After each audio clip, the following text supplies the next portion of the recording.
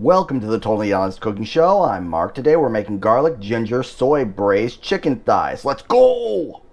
Part of the reason that we're making this is that I got this garlic ginger paste, and so we're using this in the place of the garlic and ginger in the recipe, which is in the description below.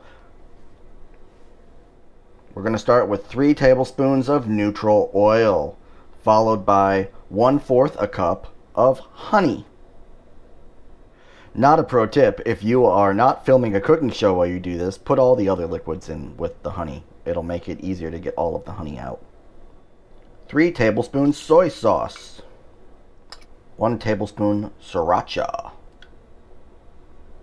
Half a teaspoon black pepper, this is freshly ground. 1 teaspoon salt, which I'm kind of like, should I put this in there with all that soy sauce? That's a lot of salt. But what can it hurt other than my, blood pressure?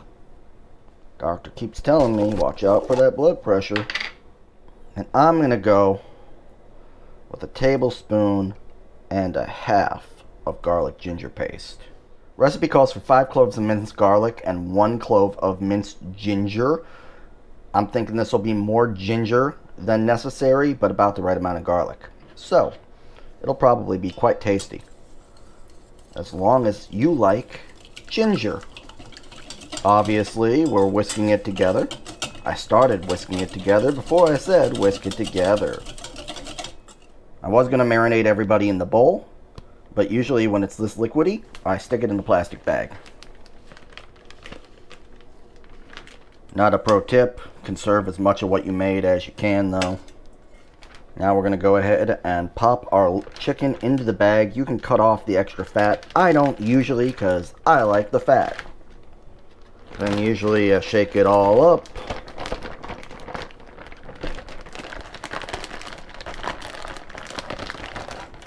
Okay. Once I've shaken it all up, then I get the air out of the bag like you're supposed to. And then I try to shake it up a little bit more.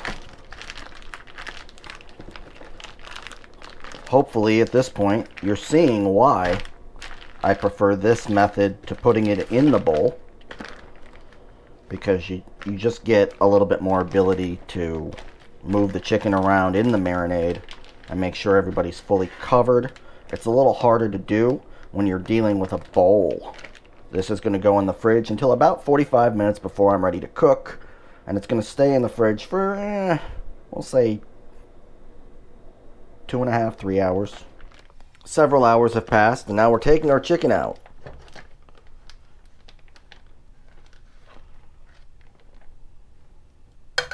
You're going to place it skin side down inside an oven-proof skillet. Pouring in the rest of the marinade.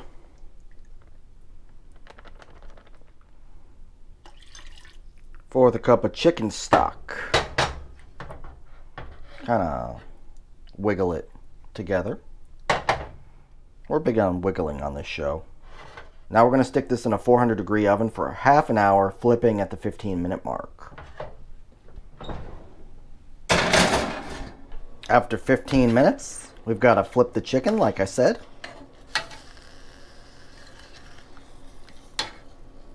Then you're going to put it back in for another 15 minutes. Remember that the pan is hot. You will need a pot holder. I forget, at least once a year. Once you've dealt with that, rinse off and cut up some green onions. These are going to be for presentation. You can do without them, but I like them.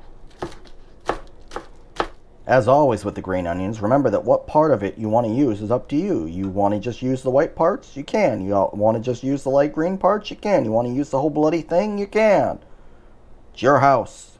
And now we're ready to serve. Don't forget to get a little bit of everything. And then hit yourself with some sesame seeds.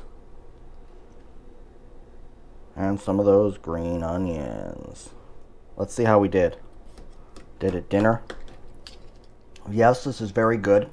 I think what I'd like to work on in a Mark II version.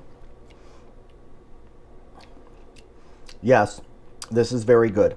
I think that if I were to do it again, I'm going to try to crisp up the skin and then do it without the flip. So that's what we'll try sometime in the next year. That's all I've got for you this week. Like, subscribe, ding the little bell. Leave a comment down below and let me know your favorite braised chicken recipe. And I'll see you next Wednesday. Bye.